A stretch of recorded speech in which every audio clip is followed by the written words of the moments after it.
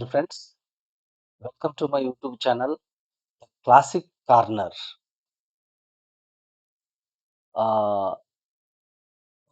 ಈ ಕ್ಲಾಸಿನಲ್ಲಿ ನಾವು grammar topic ಅನ್ನು ಶುರು ಮಾಡ್ತಾ ಇದ್ದೀವಿ. ಈಗ 7 ರಿಂದ 8 ಕ್ಲಾಸಸ್ಗಳಲ್ಲಿ ಇಂಟ್ರೊಡಕ್ಷನ್ ಅನ್ನ ನಾವು ಹೇಳಿದ್ದೀವಿ. ಈ ಗ್ರಾಮರ್ ಕೋರ್ಸಿಗೆ ಇಂಟ್ರೊಡಕ್ಷನ್ ಮತ್ತು ನೀವು ಬೇಸಿಕ್ ಆಗಿ ಏನ್ ತಿಳ್ಕೊಂಡಿರ್ಬೇಕು ಅನ್ನೋದ್ರ ಬಗ್ಗೆ 7 ರಿಂದ 8 ವಿಡಿಯೋದಲ್ಲಿ ಹೇಳಿದ್ದೀವಿ. 7ನೇ ವಿಡಿಯೋ ಮತ್ತು 8ನೇ ವಿಡಿಯೋದಲ್ಲಿ ನಾನು ಈ ಟಾಪಿಕ್ ಹೇಳ್ತೇನೆ ಅಂತ ಹೇಳಿದ್ದೀನಿ. ಸೊ ಈಗ ಯಾವುದು present tense main grammar topic ಅನ್ನ ಸ್ಟಾರ್ಟ್ ಮಾಡ್ತೀನಿ ಅಂತ ಹೇಳಿದ್ದೆ. ಇವತ್ತ ಆ ಒಂದು ರಿಯಲ್ ಆಕ್ಚುಯಲ್ ಕ್ಲಾಸ್ ಅನ್ನ ನಾವು ಶುರು ಮಾಡ್ತಾ ಇದೀವಿ. ಈ ಇಂಗ್ಲಿಷ್ ಗ್ರಾಮರ್ ಕೋರ್ಸ್ ಮತ್ತು ಸ್ಪೋಕನ್ ಇಂಗ್ಲಿಷ್ ಕೋರ್ಸ್ ಗಳಿಗೆ ಸಂಬಂಧಪಟ್ಟ ಹಾಗೆ ನಾ ಹೇಳಿದೆ, ನಮ್ಮ ಇಂಗ್ಲಿಷ್ ಗ್ರಾಮರ್ ಕೋರ್ಸು 3 ವಿಭಾಗಗಳಲ್ಲಿ ನಡೀತದೆ. Both English grammar course and spoken English class. ಮೊದಲನೆಯ ಭಾಗ ವೊಕ್ಯಾಬ್ಯುಲರಿ, ಎರಡನೆಯ ಭಾಗ ಗ್ರಾಮರ್, ಮೂರನೆಯ ಭಾಗ ಕಂಪೋಸಿಷನ್. ಈಗ ಮೊದಲನೆಯ ಭಾಗ ಯಾವಾಗ ಹೇಳ್ತೀವಿ ಅಂತಂದ್ರೆ ವೊಕ್ಯಾಬ್ಯುಲರಿ ಡೆವಲಪ್ಮೆಂಟ್. ಡೈಲಿ ನಾವು ಗ್ರಾಮರ್ ಟಾಪಿಕ್ ಅನ್ನ ಶುರು ಮಾಡುವುದಕ್ಕಿಂತ ಮೊದಲ, ಎರಡನೆಯ ಭಾಗವನ್ನು ಶುರು ಮಾಡುವುದಕ್ಕಿಂತ ಮೊದಲ 10ರಿಂದ 20 ನಿಮಿಷಗಳ ಕಾಲ, 15 ನಿಮಿಷ ಆಗ್ಬಹುದು, 20 ನಿಮಿಷ ಆಗ್ಬಹುದು, 10 ನಿಮಿಷ ಆಗ್ಬಹುದು, ನಾವು ಆ ವೊಕ್ಯಾಬ್ಯುಲರಿಗೆ ಸಂಬಂಧಪಟ್ಟಂತ ಟಾಪಿಕ್ಗಳನ್ನ ತೆಗೆದುಕೊಂಡು ಡಿಸ್ಕಷನ್ ಮಾಡ್ತೀವಿ. ಅದನ್ನ ಪ್ರಾಕ್ಟೀಸ್ ಮಾಡಿಸ್ದಂಗ ಆಗ್ತದ ಅದು. ಓಕೆ, ಸೊ ಈಗ ನಾನು ಮೊದಲನೇದಾಗಿ ತಗೊಂಡಿದ್ದು ವರ್ಬ್ಸ್ ಟಾಪಿಕ್ಸ್ ಅನ್ನ. ಅಂದ್ರ ಟೆನ್ಸ್ ಹೇಳುವಾಗ, ಇದು ಗ್ರಾಮರ್ ಹೇಳುವಾಗ ಬಹಳ ಅನುಕೂಲ ಆಗುತ್ತೆ ಅಂತೇಳಿ ನಾನು ಮೊದಲನೇದಾಗಿ ವೊಕ್ಯಾಬ್ಯುಲರಿಗೆ ಸಂಬಂಧಪಟ್ಟಂತ ವರ್ಬ್ ಚಾಪ್ಟರ್ ಅನ್ನ ತಗೊಂಡಿದ್ದೀನಿ. ಓಕೆ, ಸುಮಾರು 200ಕ್ಕಿಂತ ಹೆಚ್ಚು ವರ್ಬ್ಸ್ ಗಳನ್ನ ನಾವು ಪ್ರಾಕ್ಟೀಸ್ ಮಾಡ್ತೀವಿ. ಅವುಗಳ 3 ಫಾರ್ಮ್ ಅಲ್ದೇನೆ ಅದಕ್ಕೆ ಕನ್ನಡದಲ್ಲಿ ಏನಂತಾರ ಅಂತನೂ ನಾವು ಇಲ್ಲಿ ಹೇಳಕ ಪ್ರಯತ್ನ ಪಡೋಣ. ಈಗ continuation of the previous verbs. Present tense, past tense, past participle. ಇದಕ್ಕೇನಂತೀವಿ? V1, V2, V3. Celebrate, celebrated, celebrated. Celebrate ಅಂದ್ರೆ ಆಚರಿಸು, ಸಂಭ್ರಮಾಚರಣೆ ಮಾಡು. Celebrated, celebrated. V2, V3 same ಅದ ನೋಡ್ರಿ. ಸರ್ಟಿಫೈ, ಸರ್ಟಿಫೈಡ್, ಸರ್ಟಿಫೈಡ್ ಅಂದ್ರೆ ಪ್ರಮಾಣೀಕರಿಸು. ಐ ಸರ್ಟಿಫೈ ದ್ಯಾಟ್ ಅಂತಾರ ನೋಡ್ರಿ. ಚೇಂಜ್, ಚೇಂಜ್ಡ್, ಚೇಂಜ್ಡ್ ಬದಲಾಯಿಸು. You know it very well. Change daily use ಮಾಡ್ತಿರ್ತೀರಿ ನೀವು. ಇನ್ನೊಂದು ತಿಳ್ಕೊಡ್ರಿ, ಡೈಲಿ ಕೆಲವೊಂದಿಷ್ಟು ವರ್ಬ್ಸ್ ಗಳನ್ನ ನಿಮಗೆ ಗೊತ್ತಾಗದೇನೆ ನೀವು ಯೂಸ್ ಮಾಡ್ತಿರ್ತೀರಿ. ಅಂದ್ರೆ ನಾ ಇಂಗ್ಲಿಷ್ ಏನು ಪದವನ್ನ ಮಾತಾಡ್ತೀನಿ ಅಂತ ನಿಮ್ಗೆ ಗೊತ್ತಿರೋದಿಲ್ಲ. ಅದು ಅಷ್ಟ್ರ ಮಟ್ಟಿಗೆ ನೀವು ಇಂಗ್ಲಿಷ್ ವರ್ಡ್ಸ್ ಅನ್ನ ಮಾತಾಡ್ತಿರ್ತೀರಿ. ಚೇಂಜ್ ಮಾಡೋದನ್ನ ಅಂತಿರ್ತೀರಿ. ಇದರರ್ಥ ನೀವು ಇಂಗ್ಲಿಷ್ ವರ್ಡ್ ಅದು ಚೇಂಜ್ ಮಾಡ್ರಿ ಅನ್ನೋದು. ಅಲ್ಲೇ ನೀವು ನೆನಪಿಸ್ಕೊಳ್ಬೇಕು, ಈ ಚೇಂಜ್ ಅನ್ನೋದು ಇನ್ನು 2 ಫಾರ್ಮ್ದಲ್ಲಿ ಏನಾಗುತ್ತೆ ಇದು ಅಂತೇಳಿ. Change, changed, changed. ಹೀಗೆ ಅದನ್ನ ಡೆವಲಪ್ಮೆಂಟ್ ಮಾಡ್ಕೊಳ್ಬೇಕು, ಹೀಗೆ ಕಲಿಬೇಕು ಅದನ್ನ. ಇಲ್ಲದೇ ಇದ್ರೆ ಟೈಮ್ ಭಾಳ ತಗೊಳುತ್ತೆ ಕಲಿಕೆ. ಈ ಒಂದು ಯಾವುದೇ ವಿಷಯವನ್ನು ಕಲಿಬೇಕಾದ್ರೆ ಕಡಿಮೆ ಸಮಯದಲ್ಲಿ ಹೆಚ್ಚು ಕಲಿಯುವುದು ಮತ್ತು ಬೇಗನೆ ಕಲಿಯುವುದು. ಅಂದ್ರೆ ಹೀಗೇನೆ ಪ್ರತಿ ಏನು ಮೊಮೆಂಟ್ನು ಕಲಿಬೇಕಾಗಿರ್ತದೆ. ಓಕೆ, ಸೊ ಅದಕ್ಕಾಗಿ ಈ ತರ ನೀವು ಯಾವ ವರ್ಡ್ಸ್ ಅನ್ನ ಮಾತಾಡ್ತಿರ್ತೀರಿ ಕನ್ನಡದಲ್ಲಿ ಮಾತಾಡ್ಕೋತ ಇಂಗ್ಲಿಷ್ ವರ್ಡ್ಸ್ ಅನ್ನ ಬಳಸ್ತಿರ್ತೀರಿ. ಆ ವರ್ಡ್ಸ್ ಮೀನಿಂಗು, ಅದ್ರ ಸ್ಪೆಲ್ಲಿಂಗು, ಅದ್ರ 3 ಫಾರ್ಮು, ವರ್ಬ್ ಇದ್ರಂದ್ರ ಅಂತವೆಲ್ಲ ನೀವು ತಿಳ್ಕೊತ ಹೋಗ್ಬೇಕು. ಸಾಕಷ್ಟು ವಿಷಯಗಳನ್ನ ಮಾತಾಡ್ತಿರ್ತೀರಿ. ಸೆಪರೇಟ್ ಅಂತೀರಿ, ಸೆಪರೇಟ್ ಸ್ಪೆಲ್ಲಿಂಗ್ ಗೊತ್ತಿರೋದಿಲ್ಲ. 100,000 ಸಲ ಮಾತಾಡಿರ್ತೀರಿ ಸೆಪರೇಟ್ ಅಂತೇಳಿ. Okay, SEPARATE. ಕಲೀಗ್ ಅಂತಿರ್ತಾರ, ಅದ್ರ ಸ್ಪೆಲ್ಲಿಂಗ್ ಗೊತ್ತಿರೋದಿಲ್ಲ, ಮೀನಿಂಗ್ ಗೊತ್ತಿರೋದಿಲ್ಲ. ಎಷ್ಟೆಲ್ಲ ಸಿಕ್ಕಾಪಟ್ಟೆ ವರ್ಡ್ಸ್ ಅನ್ನ ಮಾತಾಡ್ತಿರ್ತೀರಿ ನೀವು. ಓಕೆ, ನಾನು ಕನ್ನಡನ ಮಾತಾಡ್ತೀನಿ ಅಂತ ತಿಳ್ಕೊಂಡು ಇಂಗ್ಲಿಷ್ ಬಳಸ್ತಿರ್ತೀರಿ. ಆ ಮಟ್ಟಕ್ಕೆ ಅದನ್ನ ಬಳಸ್ತಿರ್ತೀರಿ ಇಂಗ್ಲಿಷ್ ವರ್ಡ್ಸ್ ಅನ್ನ. ಅದಕ್ಕಾಗಿ ಏನೆಲ್ಲ ಮಾತಾಡ್ತೀರಿ ಇಂಗ್ಲಿಷ್ ವರ್ಡ್ಸ್, ಅದ್ರ ಸ್ಪೆಲ್ಲಿಂಗ್ ತಿಳ್ಕೊಡ್ರಿ, ಮೀನಿಂಗ್ ತಿಳ್ಕೊಡ್ರಿ, ವರ್ಬ್ ಇದ್ರ 3 ಫಾರ್ಮ್ ತಿಳ್ಕೊಡ್ರಿ. ಅದನ್ನ ನೌನ್ ಫಾರ್ಮ್ ಹೆಂಗ್ ಮಾಡ್ಬೇಕು ಅಲ್ಲೇ ತಿಳ್ಕೊತ ಹೋಗ್ರಿ. ಎಷ್ಟೋ ಪದಗಳ ಕಲೆಕ್ಷನ್ ಆಗ್ತಾವ. ಅಷ್ಟು ಸಾಕು ಇಂಗ್ಲಿಷ್ ಅನ್ನ ಅದ್ಭುತವಾಗಿ ಮಾತಾಡಕ, ಅದ್ಭುತವಾಗಿ ಗ್ರಾಮರ್ ಕಲಿಯಕ ಅಷ್ಟು ಮಾಡಿದ್ರೆ ಸಾಕು. ಓಕೆ, ಸೊ ನೋಡ್ರಿ, ಚೂಸ್, ಚೂಸ್ ಚೂಸನ್. ನೋಡ್ರಿ ಬಹಳ ಇಂಪಾರ್ಟೆಂಟ್. ಇದು ಒಂದು ಓ ಅಷ್ಟೇ ಇರೋದಿಲ್ಲ ಇಲ್ಲಿ. Okay, chosen, choose, choose, chosen. ಇಲ್ಲಿ ಒಂದು ಇಲ್ಲಿ ಇಲ್ಲಿ ಎರಡು ಓ ಇರ್ತಾವ. V1 ದಲ್ಲಿ ಇಲ್ಲಿ ಒಂದು ಓ ಹೋಗಿಬಿಡ್ತದೆ. ಇದು ಚೂಸನ್ ಆಗ್ತದೆ. Okay, cling, cling, sorry, clung, clung, cling, clung, clung, ಅಂಟಿಕೊಳ್ಳುವುದು. ಇದು ಆಯ್ಕೆ ಮಾಡು. Come, came, come. You are very familiar with this verb. Come, came, come. ನೋಡ್ರಿ ಸಾಕಷ್ಟೆಲ್ಲ ಕಮ್, ಗೋ, ಏನ್ ಲೆಕ್ಕಿಲ್ಲ, ಅದಕ್ಕೆ ಅಷ್ಟು ಸಲ ಬಳಸಿರ್ತೀರಿ. ಬಟ್ ಅದ್ರ ಮೂರು ಫಾರ್ಮ್ ಗೊತ್ತಿರೋದಿಲ್ಲ. ಅದು ಅದು ಒಂದು ಅನಾಹುತ. ಓಕೆ, ಎಷ್ಟು ಸಾಮಾನ್ಯ ವರ್ಡ್ಸ್ ಇರ್ತಾವ ನೋಡ್ರಿ, ಅವುಗಳ ಅಷ್ಟೇ ನಿಮ್ಮ ಮೂರು ಫಾರ್ಮ್ಸ್ ಗೊತ್ತಾದ್ರೆ ಸಾಕು, ಇಂಗ್ಲಿಷ್ ಅನ್ನ ನೀವು ಮುಂದೆ ತಗೊಂಡು ಹೋಗಬಹುದು. ಓಕೆ,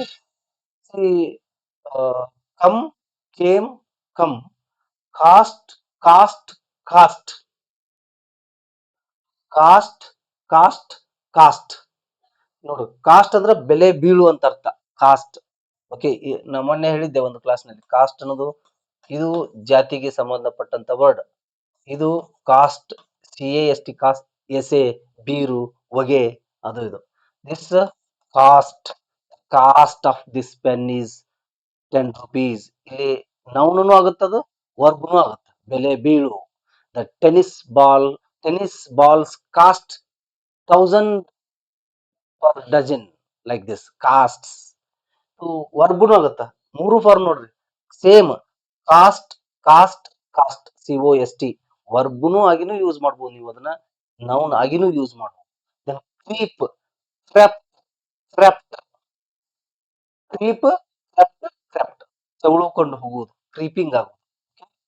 ಈಗ ನಾ ಹೇಳಿದೆ, ಒಮ್ಮೆ ಓದಿದಾಗ ನಿಮ್ಗೆ ಅಷ್ಟು ನಿಮ್ಗೆ ನೆನಪಿರೋದಿಲ್ಲ. ಅದು 3 ಸಲ ರಿಪೀಟ್ ಮಾಡ್ಬೇಕು ನೀವು, ಅಂದ್ರೆ ಹೆಚ್ಚು ನೀವು ಕಂಫರ್ಟೇಬಲ್ ಆಗ್ತೀರಿ ಆ ಒಂದು ವಿಷಯದಲ್ಲಿ. ಐ ರಿಪೀಟ್, ನೀನು repeat after me for 3 times. Celebrate, celebrated, celebrated, celebrate, celebrated, celebrated. Certify, certified, certified, certify, certified, certified, certify, certified, certified. Change, changed, changed. Change, changed, changed. Change, changed, changed. Change, changed, changed. Choose, chosen. Choose, chosen. Choose, chosen. Cling, clung, clung. Cling, clung, clung. Cling, clung, clung. Cling, clung, clung. Come, came, come. Come, came, come. Come, came, come. Cast, cast, cast. Cast, cast, cast. Creep, crept, crept. Creep, crept, creep, crept. Okay. ಈ ತರ 3, 4, 5 ನಿಮ್ಗೆ ಎಷ್ಟು ಸಾಧ್ಯ ಆಗುತ್ತೆ ಅಷ್ಟು ಸಲ repeat ಮಾಡಿದಾಗ ನೆನಪುಳಿತಾವ. Okay, ಇದು ಇಂದಿನ ಏನು ಟಾಪಿಕ್, ವೊಕ್ಯಾಬ್ಯುಲರಿಗೆ ಸಂಬಂಧಪಟ್ಟಂತ ಟಾಪಿಕ್. ಓಕೆ, ಈಗ ನಾ ಹೇಳಿದ್ದೆ, ನಾನು ರಿಯಲ್ ಆಗಿ ಆಕ್ಚುಯಲ್ ಆಗಿ ಗ್ರಾಮರ್ ಕೋರ್ಸ್ ಅನ್ನ ಚಾಲೂ ಮಾಡ್ತೀನಿ ಅಂತ ಹೇಳಿ 7th ವಿಡಿಯೋದಲ್ಲಿ ಹೇಳಿದ್ದೆ, 8ನೇ ವಿಡಿಯೋದಲ್ಲಿ ಹೇಳಿದ್ದೆ. ಈಗ ಆ ಟಾಪಿಕ್ ಅನ್ನ ಶುರು ಮಾಡ್ತಾ ಹೋಗೋಣ. ಇದು ಬಹಳ ಇಂಪಾರ್ಟೆಂಟ್. 10th ಚಾಪ್ಟರ್ ನ ಶುರು ಮಾಡ್ತಾ ಇದ್ದೀನಿ ನಾನು.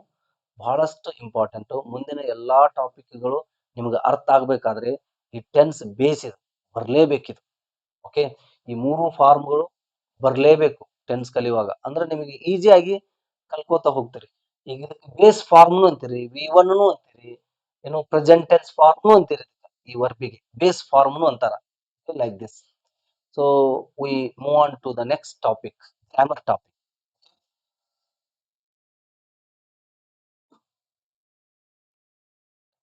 ಈಗ ನಾನು ಹೇಳಿದೆ, ಟೆನ್ಸ್ 15 ಟೆನ್ಸ್ಗಳನ್ನ ಕಲಿತೀವಿ ನಾವು.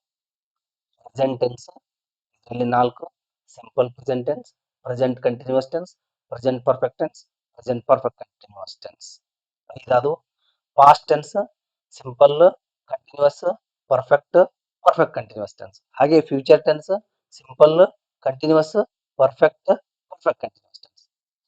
ಈಗ ನಾ ತಗೊಂಡಿದ್ದು ಪ್ರೆಸೆಂಟ್ ಟೆನ್ಸ್, ದಿಸ್ ಒನ್. ಇದರಲ್ಲಿ 4: ಇದು ಒಂದೇ ಹೇಳ್ತೇನೆ, ಇದ್ರಲ್ಲಿ ಇದ್ದಿದ್ದು 4 ಹೇಳುದಿಲ್ಲ ನಾನು. ಓಕೆ, ತಿಳ್ಕೊಳ್ಬೇಕು. ಈ ಟೆನ್ಸ್ ಒಂದೇ ತಗೊಂಡಿ ನಾನು. Present tense. ಪ್ರೆಸೆಂಟ್ ಟೆನ್ಸ್ ಅಂದ್ರೇನು? ನಾ ಮೊದಲೇ ಹೇಳಿದೆ, ಟೆನ್ಸ್ ಅಂದ್ರೆ time of the action, time of an action, ಒಂದು ಕ್ರಿಯೆಯ ಸಮಯವನ್ನ ತೋರಿಸುವುದು. ಓಕೆ, ಆದರೆ ಇಲ್ಲಿ ಈ ಟೆನ್ಸ್ ನಲ್ಲಿ ಕ್ರಿಯಾಪದ ಇರುವುದಿಲ್ಲ. ನಾ ಹೇಳಿದೆ, ನಾವು ಎಷ್ಟೇ ಸೆಂಟೆನ್ಸ್ ಗಳನ್ನ ಮಾತಾಡ್ಲಿ, ಕೋಟಿ ಸೆಂಟೆನ್ಸ್ ಗಳನ್ನ ಮಾತಾಡ್ಲಿ, 2 ಟೈಪ್ ಅಷ್ಟೇ ಸೆಂಟೆನ್ಸ್ ಗಳನ್ನ ಮಾತಾಡ್ತೀವಿ. ಒಂದು ಕ್ರಿಯಾಪದ ಇದ್ದಂತ ಸೆಂಟೆನ್ಸ್ ಅನ್ನ ಮಾತಾಡ್ತೀವಿ, ಇನ್ನೊಂದು ಕ್ರಿಯಾಪದ ಇಲ್ಲದೆ ಇರುವಂತ ಸೆಂಟೆನ್ಸ್ ಅನ್ನ ಮಾತಾಡ್ತೀವಿ. ಅದು ಮಾತಾಡೋದಾಗಿರ್ಬೋದು, ಬರೆಯೋದಾಗಿರ್ಬೋದು. ಓಕೆ, ಇವು ಎರಡೇ ವಾಕ್ಯಗಳಲ್ಲಿ ನಾವು ಮಾತಾಡ್ತೀವಿ. ಇದನ್ನ ತಿಳ್ಕೊಂಡ್ಬಿಟ್ರಿ. ಇದಕ್ಕ ಓನ್ಲಿ ಪ್ರೆಸೆಂಟ್ ಟೆನ್ಸ್ ಅಂತ ಇಟ್ಕೊಡ್ರಿ. ಇದಕ್ಕೆ ಬರೇ ಪ್ರೆಸೆಂಟ್ ಟೆನ್ಸ್ ಅಂತ ಹೇಳ್ಬಾರ್ದು. ಸಿಂಪಲ್ ಅಂತ ವರ್ಡ್ ಯೂಸ್ ಮಾಡ್ಲೇಬೇಕು. ಬರೇ ಪ್ರೆಸೆಂಟ್ ಟೆನ್ಸ್ ಅಂತ ಹೇಳ್ಬಾರ್ದು. ಕಂಟಿನ್ಯೂಸ್, ಪ್ರೆಸೆಂಟ್ ಕಂಟಿನ್ಯೂಸ್ ಅಂತ ಹೇಳಲೇಬೇಕು. ಓಕೆ, ಈಗ ಪ್ರೆಸೆಂಟ್ ಪರ್ಫೆಕ್ಟ್ ಟೆನ್ಸ್ ಒಂದು ವಾಕ್ಯ ಕೊಟ್ಟಿದ್ನಿ ಅಂದ್ರ ಅದು ಯಾವ ಟೆನ್ಸ್ ಅಂತ ಕೇಳಿದ್ರ ಪ್ರೆಸೆಂಟ್ ಟೆನ್ಸ್ ಅಂತ ಹೇಳ್ಬಾರ್ದು ನೀವು. ಪ್ರೆಸೆಂಟ್ ಪರ್ಫೆಕ್ಟ್ ಟೆನ್ಸ್ ಇತ್ತಂದ್ರೆ ಪ್ರೆಸೆಂಟ್ ಪರ್ಫೆಕ್ಟ್ ಟೆನ್ಸ್ ಅಂತಾನೆ ಹೇಳ್ಬೇಕು ನೀವು. ಪ್ರೆಸೆಂಟ್ ಟೆನ್ಸ್ ಅಂದ್ರೆ ಈ ಟೆನ್ಸ್ ಹೇಳ್ದಂಗ ಆಗುತ್ತದೆ. ಇಲ್ಲಿ ವಾಕ್ಯಗಳು ಬರ್ದಿನಲ್ಲ, ಈ ವಾಕ್ಯ ಹೇಳ್ದಂಗ ಆಗುತ್ತೆ. ಓಕೆ, ಬಹಳಷ್ಟು ಟೆಕ್ಸ್ಟ್ ಬುಕ್ಗಳಲ್ಲಿ ಈ ಟೆನ್ಸ್ ಬಗ್ಗೆ ಹೇಳಿಲ್ಲ. ಓಕೆ, ನನ್ನ ಒಂದು ಬಲವಾದ ಅನಿಸಿಕೆ ಏನಂತಂದ್ರ, ಈ ಟೆನ್ಸ್ ಬೇರೆ, ಇದರಲ್ಲಿ ಅಂಡರ್ ಈ ಟೆನ್ಸ್ ನ ಅಂಡರ್ದಲ್ಲಿರುವಂತ ಟೆನ್ಸ್ ಗಳನ್ನೇ ಬೇರೆ. ಅಂದ್ರ ನನ್ನ ಅರ್ಥ, ಇಲ್ಲಿ ಇರುವ ವಾಕ್ಯಗಳೇ ಬೇರೆ, ಈ ಟೆನ್ಸ್ ನಲ್ಲಿ ಇರುವ ವಾಕ್ಯಗಳೇ ಬೇರೆ. Okay, C present tense. Present tense ಅಂದ್ರ ಇಂದಿನ ಸ್ಥಿತಿ, ಈಗಿನ ಸ್ಥಿತಿ. ಓಕೆ, ನಾವು ಸಾಕಷ್ಟು ಟೈಮ್ ಮಾತಾಡಿದೀವಿ ಸಬ್ಜೆಕ್ಟ್ ಹೆಂಗ್ ಕಂಡುಹಿಡಿಯುವುದು, ವರ್ಬ್ ಹೆಂಗ್ ಕಂಡುಹಿಡಿಯುವುದು, ಅಥವಾ ಆಬ್ಜೆಕ್ಟ್ ಹೆಂಗ್ ಕಂಡುಹಿಡಿಯುವುದು ಒಂದು ವಾಕ್ಯದಲ್ಲಿ ಅಂತೇಳಿ. ಸಬ್ಜೆಕ್ಟ್ ದಲ್ಲಿ 2 ಪ್ರಕಾರ ಇರ್ತಾವ. ಒಂದು, ನಾವು ಯಾರ ಬಗ್ಗೆ ಮಾತಾಡ್ತೀವಿ ಆ ಸೆಂಟೆನ್ಸ್ ಅಲ್ಲಿ, ಅದು ಸಬ್ಜೆಕ್ಟ್ ಆಗಿರ್ತದ. ಮತ್ತು ಆ ಸೆಂಟೆನ್ಸ್ ದಲ್ಲಿ ಯಾರು ಕ್ರಿಯೆಯನ್ನ ಮಾಡ್ತಾರೋ ಅದು ಸಬ್ಜೆಕ್ಟ್ ಆಗಿರ್ತದೆ. This is very important. ನೀವು ನೆನ್ಪಿಟ್ಕೊಡ್ರಿ. ಇಲ್ಲಿ ಕ್ರಿಯಾಪದ ಇರುವುದಿಲ್ಲ, ಅದಕ್ಕೆ ಯಾರ ಬಗ್ಗೆ, ಯಾವುದ್ರ ಬಗ್ಗೆ ಮಾತಾಡ್ತೀವಿ ಅದು ಸಬ್ಜೆಕ್ಟ್ ಆಗುತ್ತೆ.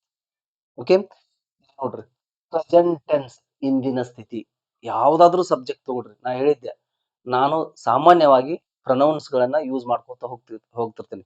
I, we, you, he, she, it, they, ಇವೆಲ್ಲ ಸಬ್ಜೆಕ್ಟ್ಸ್ ಇವು.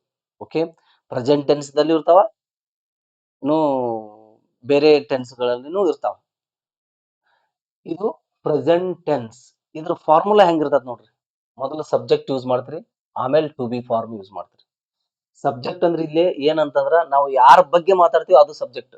ಈ ವಾಕ್ಯಗಳಲ್ಲಿ ಕ್ರಿಯಾಪದ ಇರುವುದಿಲ್ಲ. ನೀವು 1000 ಅಲ್ಲ, ಕೋಟಿ ಸೆಂಟೆನ್ಸ್ ಮಾತಾಡ್ರಿ, ಈ ಸೆಂಟೆನ್ಸ್ ನಲ್ಲಿ ಕ್ರಿಯಾಪದ ಇರಕ್ ಸಾಧ್ಯನೇ ಇಲ್ಲ, ಇರಬಾರ್ದು. ಓಕೆ, ಈಗ ನೋಡ್ರಿ, ಸಬ್ಜೆಕ್ಟ್ ಟು ಬಿ ಫಾರ್ಮ್. ಇಲ್ಲಿ ಟು ಬಿ ಫಾರ್ಮ್ಸ್ ಯಾವ್ಯಾವ ಅಂತಂದ್ರ, ಆಮ್, ಈಸ್, ಆರ್. ನೆನ್ಪಿಟ್ಕೊಂಡ್ಬಿಡ್ರಿ, am, is, are 3 to be forms ಬರ್ತಾವ. ನೀವು you may call them as helping verbs also, but ಈ ಟೆನ್ಸ್ ನಲ್ಲಿ ನೀವು ಅವುಗಳನ್ನ ಬಳಕೆ ಮಾಡ್ತಾ ಇದ್ರ ಟು ಬಿ ಫಾರ್ಮ್ಸ್ ಅಂತ ಹೆಸರು ಕೊಡ್ರಿ ನೀವು. ಓಕೆ, ಯಾಕಂದ್ರ ಅವು ಸ್ಥಿತಿಯನ್ನ ತೋರಿಸ್ತಿರ್ತಾವ. They show state, they show condition.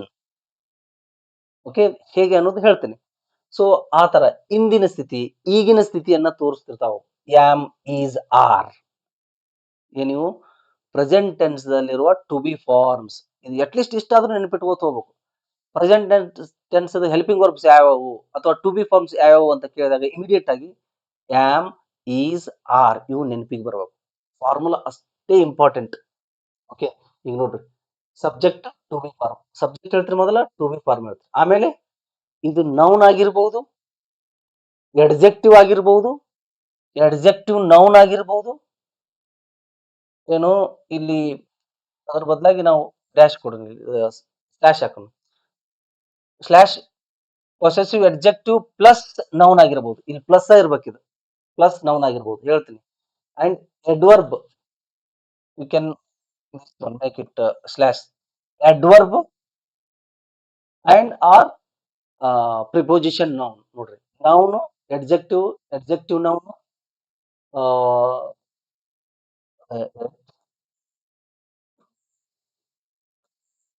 Okay, ಪ್ಲಸ್ನು ಹಾಕ್ಬೋದು, no problem at all.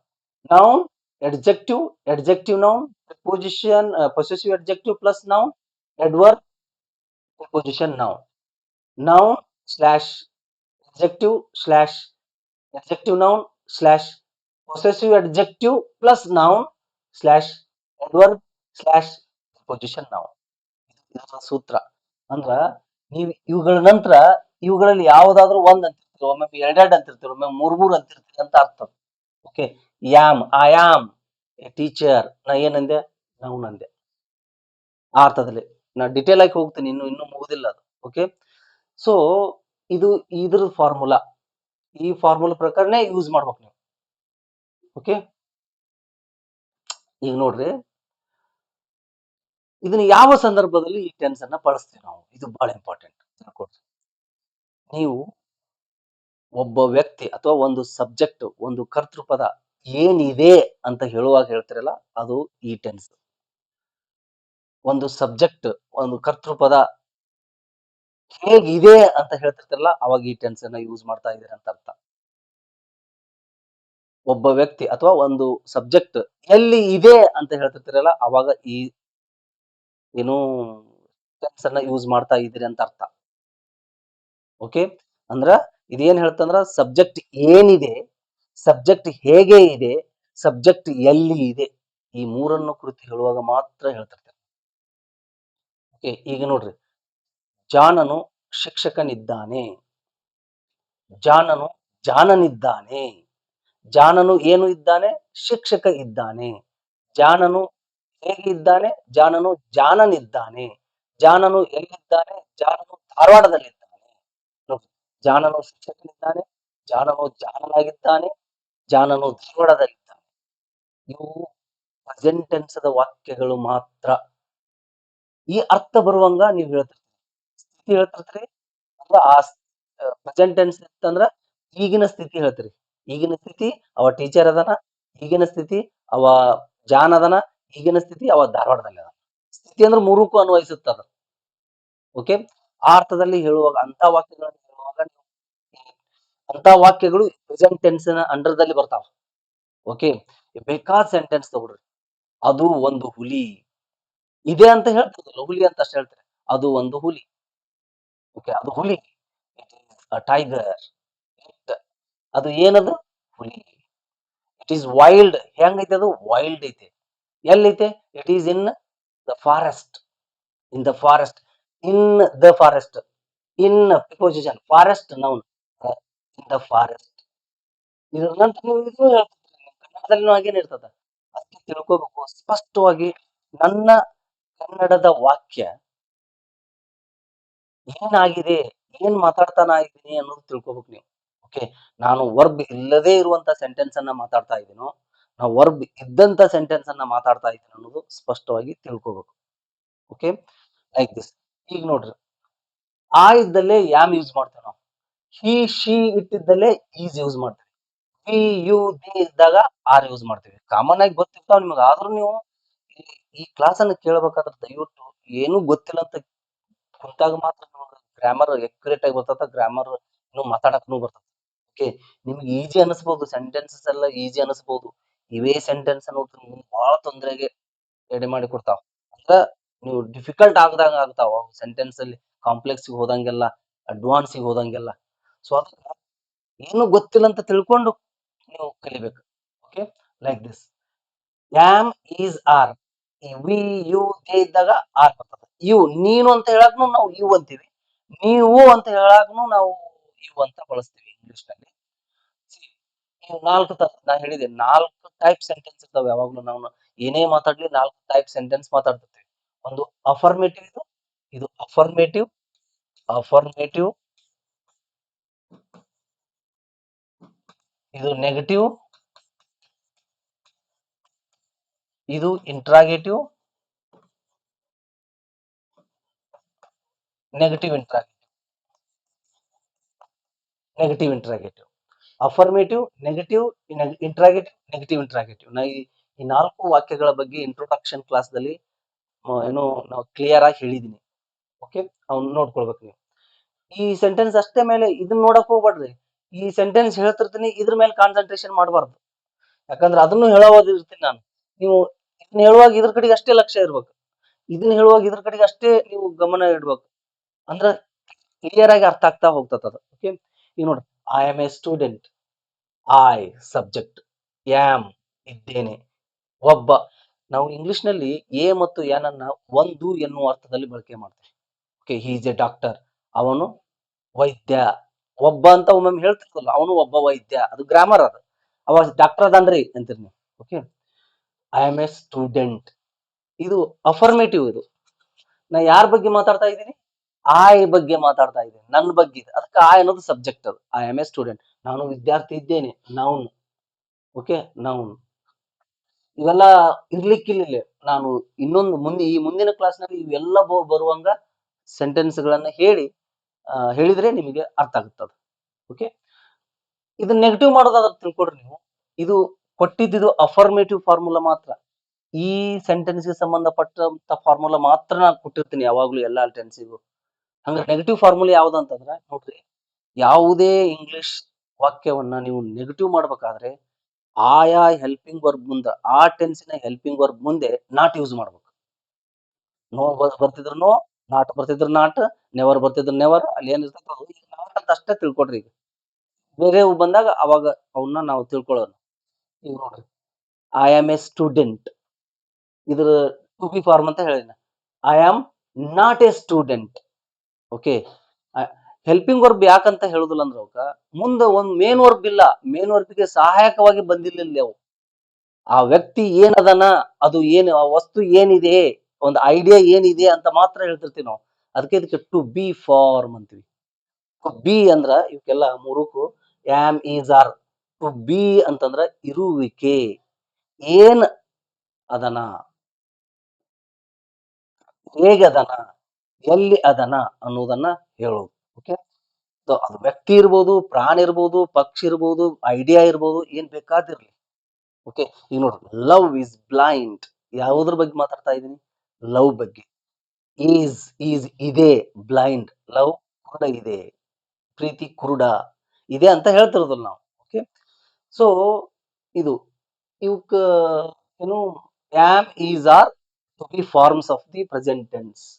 I am a student, ನಾನು ಒಬ್ಬ ವಿದ್ಯಾರ್ಥಿ ಇದ್ದೇನೆ. ಇದ್ದೇನೆ ಅಂದ್ರೆ ಯಾವ್ದಂದ್ರೆ ಇದು ಇದ್ದೇನೆ ಅಂತೀವಿ ನಾವು.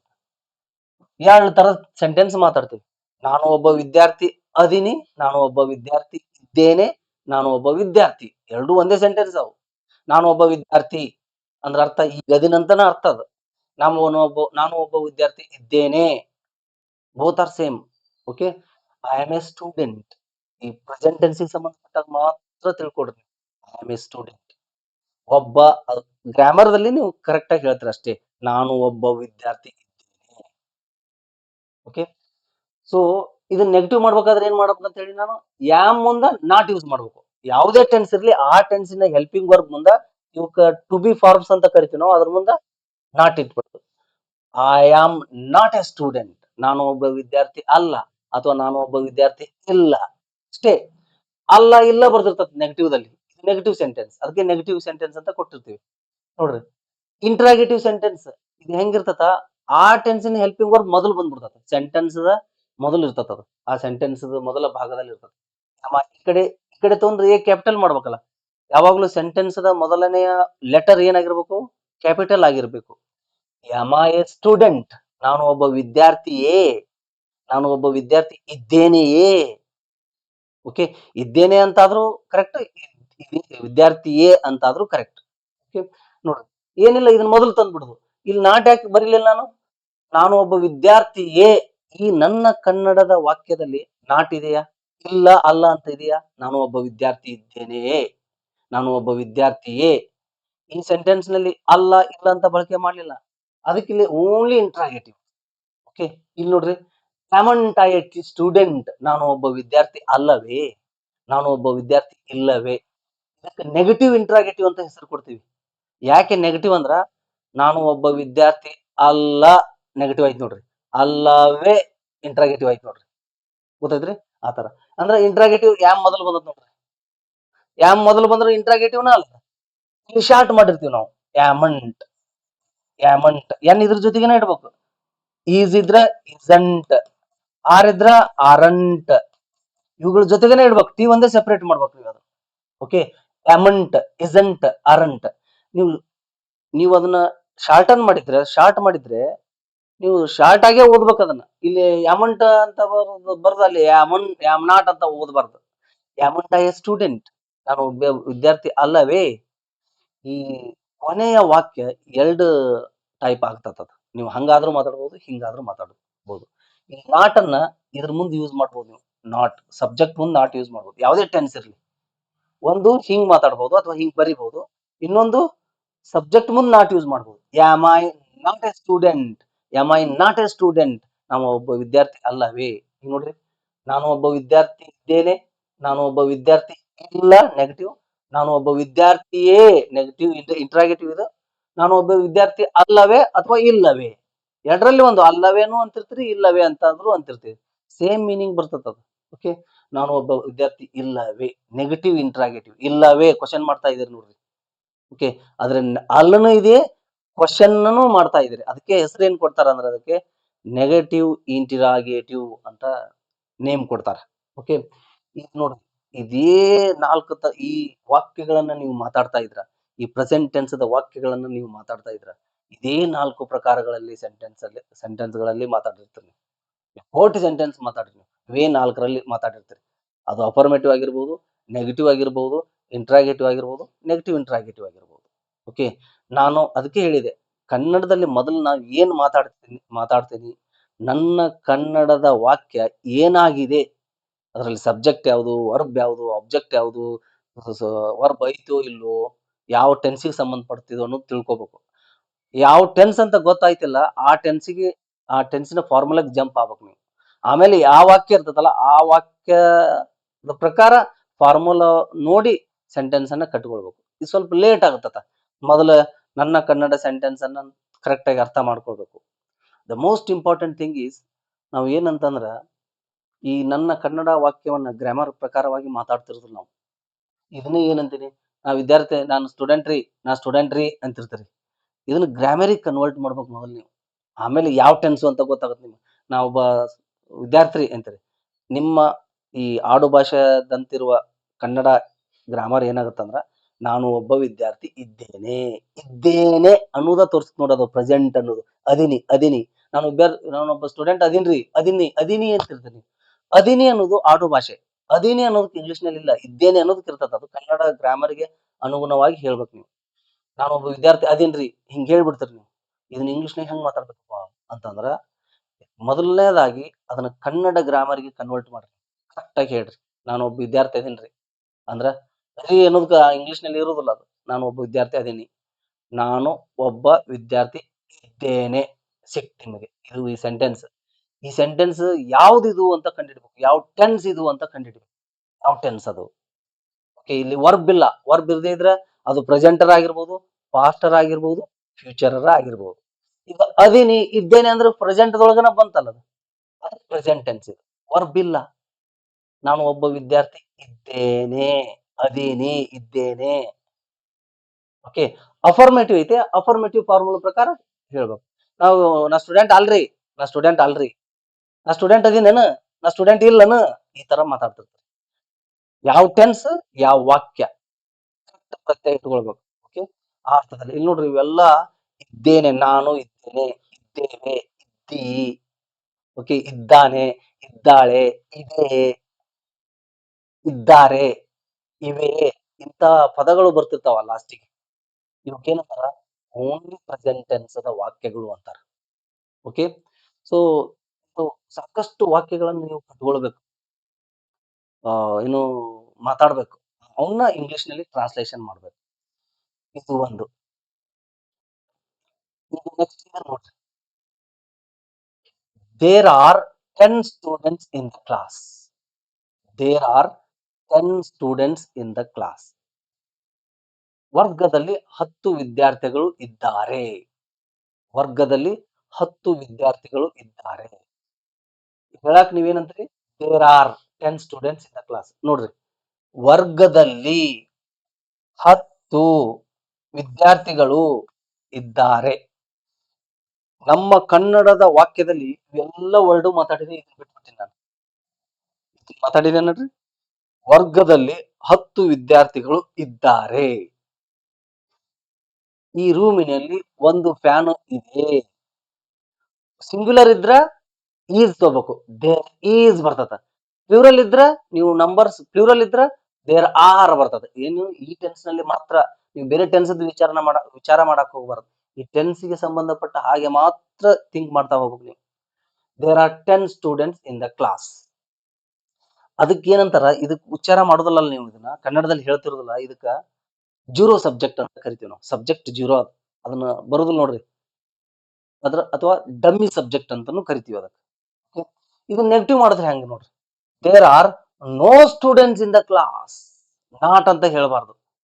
ದೇರ್ ಅನ್ನುವುದು ಸಬ್ಜೆಕ್ಟ್ ಆಗಿದ್ದರೆ, ಡಮ್ಮಿ ಸಬ್ಜೆಕ್ಟ್ ಆಗಿದ್ದರೆ, ಜೀರೋ ಸಬ್ಜೆಕ್ಟ್ ಆಗಿದ್ದರೆ, ಓಕೆ, ಅವಾಗ ನಾಟ್ ಅನ್ನ ಬಳಕೆ ಮಾಡಬಾರದು. ಅದರ ಬದಲಾಗಿ ನೋ ಯೂಸ್ ಮಾಡಬೇಕು. There is no fan in this room. there are 2 tables in this room. There is a table in this room. There is no table in this room. ಹೀಗೆ no ಅಂತ ಹೇಳುವಾಗ number ತಗೊಳ್ಬಾರ್ದು. Okay, ಯಾಕೆ ತಗೊಳ್ಬಾರ್ದ್ರಿ ಅಂತಂದ್ರೆ, ಈ ರೂಮ್ನಾಗ ಈ ಕ್ಲಾಸ್ನಾಗ 10 student ಇಲ್ರಿ ಅಂತ ನಾನು ಕ್ವಶನ್ ಕೇಳ್ತೀನಿ. ಕ್ಲಾಸ್ನಾಗ ಎಷ್ಟು ಸ್ಟೂಡೆಂಟ್ ಅದಾರಪ್ಪ ಅಂತ ಕೇಳ್ತೀನಿ. ನೀವು ಆನ್ಸರ್ ನೆಗೆಟಿವ್ ಮಾಡ್ರಿ, ಹೆಂಗ್ ಮಾಡ್ತೀರಿ? ಕ್ಲಾಸ್ ನಲ್ಲಿ 10 ಸ್ಟೂಡೆಂಟ್ ಇಲ್ಲ ಅಂತ ನೆಗೆಟಿವ್ ಮಾಡ್ತಿರೋ, ನಾನು ಕ್ವಶನ್ ಏನಾಗಿರ್ತದ, ಕ್ಲಾಸ್ ನಲ್ಲಿ 10 ಸ್ಟೂಡೆಂಟ್ ಅದರ ನೋಡಪ್ಪ ಅಂತ ನಿಮ್ ಕ್ವಶನ್ ಮಾಡಿರ್ತೀನಿ. ನೀವು ಆನ್ಸರ್ ಏನು ಇಲ್ಲ ಅಂತ ಹೇಳಿ ಮಾಡಿ ನೋಡ್ರಿ.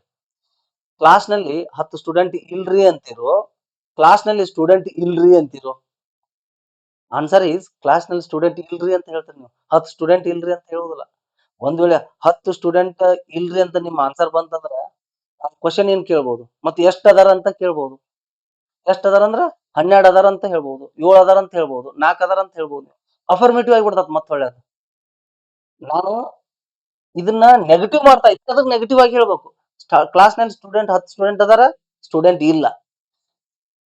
ನೀವು ಇದು ಅರ್ಥ ಆಗದೆ ಇದ್ರೆ ತಿಳ್ಕೊಡ್ರಿ. ಯಾವಾಗ ದೇರ್ ಅನ್ನೋದು ಡಮ್ಮಿ ಸಬ್ಜೆಕ್ಟ್ ಆಗಿರ್ತತೋ ಅವಾಗ ನೋ ಬರ್ತದ. ನಂಬರ್ ಯೂಸ್ ಮಾಡುವಂಗಿಲ್ಲ ನೆಗೆಟಿವ್ ದಲ್ಲಿ. ಓಕೆ, ನೀವು ಅಫರ್ಮೇಟಿವ್ ಮತ್ತು ಇಂಟ್ರಾಗೇಟಿವ್ ದಲ್ಲಿ ನಂಬರ್ ಯೂಸ್ ಮಾಡಬಹುದು. ಮೊದಲು ತೋಡ್ರಿ, are there 10 students in the class. ಈ ರೂಮಿನಲ್ಲಿ ಈ ವರ್ಗದಲ್ಲಿ 10 ವಿದ್ಯಾರ್ಥಿಗಳು ಇದ್ದಾರೆಯೇ? ಕ್ವಶನ್ ಮಾಡ್ತಾ ಇದೆ ನೋಡ್ರಿ. ಪ್ರಶ್ನಾರ್ಥಕ ವಾಕ್ಯ. ವರ್ಗದಲ್ಲಿ 10 ವಿದ್ಯಾರ್ಥಿಗಳು ಇದ್ದಾರೆಯೇ? Are there 10 students in this class? Are there 2 tables in this room? Are there 2 chairs in this room? There are 2 chairs in this room. There are no chairs in this room. Are there 2 chairs in this room? ಈ room ನಾಗ 2 chair ಅದಾವನು? Like this. Are there 10 students in the class. ಇಲ್ಲಿ affirmative ಮತ್ತು interrogative ದಲ್ಲಿ number ಬರ್ತದ. Negative ಮತ್ತು negative interrogative ದಲ್ಲಿ number ಬರುವುದಿಲ್ಲ. ಓಕೆ, ಇಲ್ಲಿ ನೋಡ್ರಿ, are there no students in the class. ಇದನ್ನ ಶಾರ್ಟ್ ಮಾಡಬಾರ್ದು. ಇಲ್ಲಿ ನೋ ಅಂತ ಹೇಳಿ ನಾಟ್ ಇದ್ದಾಗ ಮಾತ್ರ ಶಾರ್ಟ್ ಮಾಡ್ಬೇಕು. ಆರ್ ನೋ ಅಂತ ಹಿಂಗ ಏನು ಬರುದಿಲ್ಲ ಅದು. ಓಕೆ, ಹಿಂಗ್ ಶಾರ್ಟ್ ಮಾಡಕ್ ಹೋಗ್ಬಾರ್ದು. ಇದನ್ನ ತಿಳ್ಕೊಡ್ರಿ. ಇದನ್ನ ಸಬ್ಜೆಕ್ಟ್ ಮುಂದನೆ ನೋ ಇಡ್ಬೇಕು. ಇನ್ನೊಂದು ಸೆಂಟೆನ್ಸ್ ಆಗುತ್ತೆ ಅಂತ ಹೇಳಿದ್ನಲ್ಲ, ಸಬ್ಜೆಕ್ಟ್ ಮುಂದಾಗಿ ಇನ್ನೊಂದು ಸೆಂಟೆನ್ಸ್ ನಾಟ್ ಹೆಂಗಾಗಿರ್ತದೋ ಇಲ್ಲಿ ಇನ್ನೊಂದು ಸೆಂಟೆನ್ಸ್ ಮಾತ್ರ ಯೂಸ್ ಮಾಡ್ಬೇಕು ನೀವು. ನೋ ಈ ಡಮ್ಮಿ ಸಬ್ಜೆಕ್ಟ್ ಮುಂದೆ ಯೂಸ್ ಮಾಡ್ಬೇಕು. Are there no students in the class. ಈ ಕ್ಲಾಸಿನಲ್ಲಿ ವರ್ಗದಲ್ಲಿ 10 ವಿದ್ಯಾರ್ಥಿಗಳು ಇಲ್ಲವೇ ಅಂತ ಕೇಳಬಾರ್ದು. ನಂಬರ್ ತಗೊಳ್ಬಾರ್ದು ಈ ನೆಗೆಟಿವ್ ಇದ್ದಾಗ. Negative interrogative. ಕ್ಲಾಸಿನಲ್ಲಿ ವಿದ್ಯಾರ್ಥಿಗಳು ಇಲ್ಲವೇ, ನೋಡ್ರಿ, ವಿದ್ಯಾರ್ಥಿಗಳು ಇಲ್ಲ ನೆಗೆಟಿವ್ ಆಯ್ತು, ಇಲ್ಲವೇ ಇಂಟ್ರಾಗೇಟಿವ್ ಆಯ್ತು. ಹಂಗಾದ್ರೂ ತಿಳ್ಕೊಬಹುದು ಇದು ನೆಗೆಟಿವ್ ಇಂಟ್ರಾಗೇಟಿವ್ ಅಂತ ಹೇಳಿ. ನೆಗೆಟಿವ್ ಇಂಟ್ರಾಗೇಟಿವ್ ಇದ್ದು ನೆಗೆಟಿವ್ ಸೆಂಟೆನ್ಸ್ ಆಗುದಿಲ್ಲ, ನೆಗೆಟಿವ್ ಸೆಂಟೆನ್ಸ್ ಆಗಿದ್ದು ನೆಗೆಟಿವ್ ಇಂಟ್ರಾಗೇಟಿವ್ ಆಗೋದಿಲ್ಲ. ಎರಡು ಬೇರೆ ಬೇರೆ ನಾವು. ಓಕೆ, ಈಗ ನೋಡ್ರಿ, are there no students in the class. Class ನಲ್ಲಿ ವಿದ್ಯಾರ್ಥಿಗಳು ಇಲ್ಲವೇ, ಇಲ್ಲ ನೆಗೆಟಿವ್, ಇಲ್ಲವೇ ನೆಗೆಟಿವ್ ಇಂಟ್ರಾಗೇಟಿವ್. ಹಂಗಾದ್ರೂ ತಿಳ್ಕೊಬಹುದು. ಆರ್ ಮೊದಲು ಐತಿ ಇಂಟ್ರಾಗೇಟಿವ್. ತಿಳ್ಕೊಟ್ರೆ ಆಯಾ ಟೆನ್ಸಿನ ಹೆಲ್ಪಿಂಗ್ ವರ್ಬ್ ಮುಂದನೆ ನಾಟ್ ಬರ್ಬೇಕು, ನೋ ಬರ್ಬೇಕು. ತಿಳ್ಕೊಂಡ್ಬಿಡ್ಬೇಕು ನೆಗೆಟಿವ್ ಮಾಡ್ಬೇಕಾದ್ರೆ.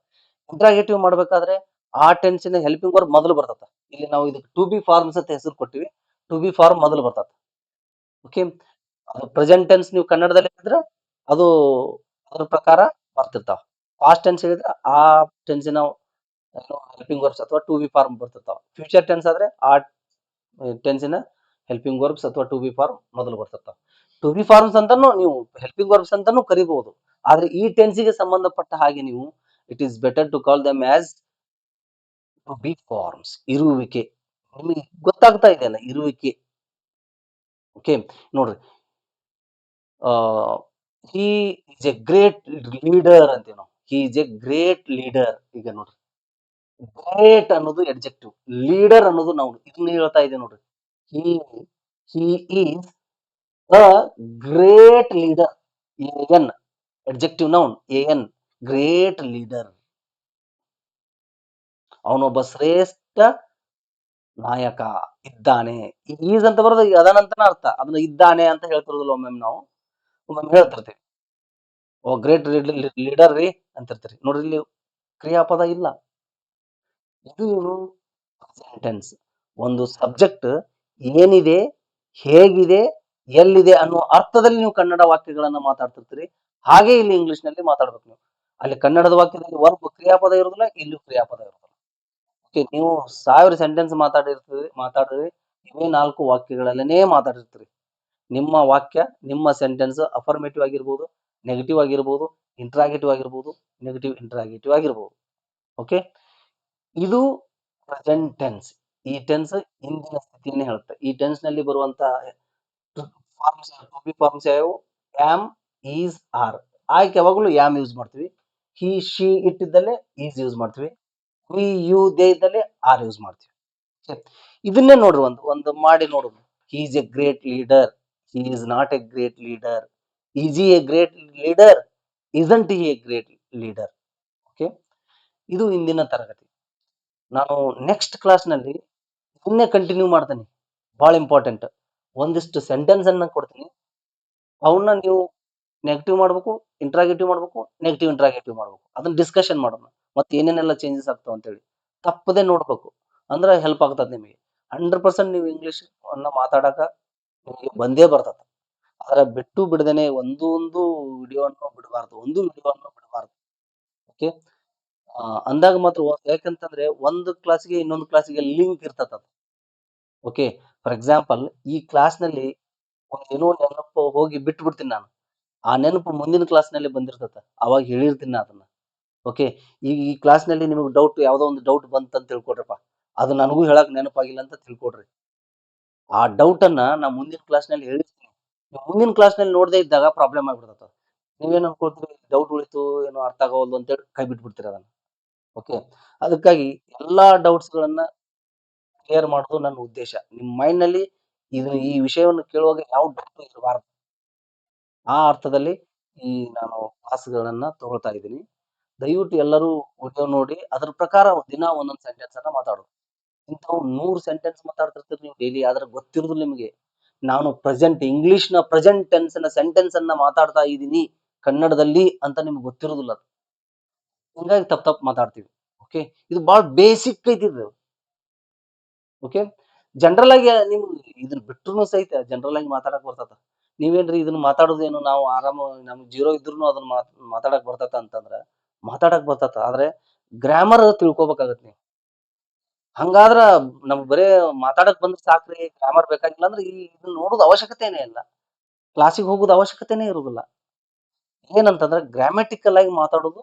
ಯಾಕಂದ್ರೆ ನಿಮ್ ಕಾಂಪಿಟೇಟಿವ್ ಎಕ್ಸಾಮಿಗೆ ಬರ್ತಾವ ಟು ಬಿ ಫಾರ್ಮ್ಸ್ ಯಾವ್ಯಾವ ಅಂತ ಕೇಳ್ತಿರ್ತಾರ.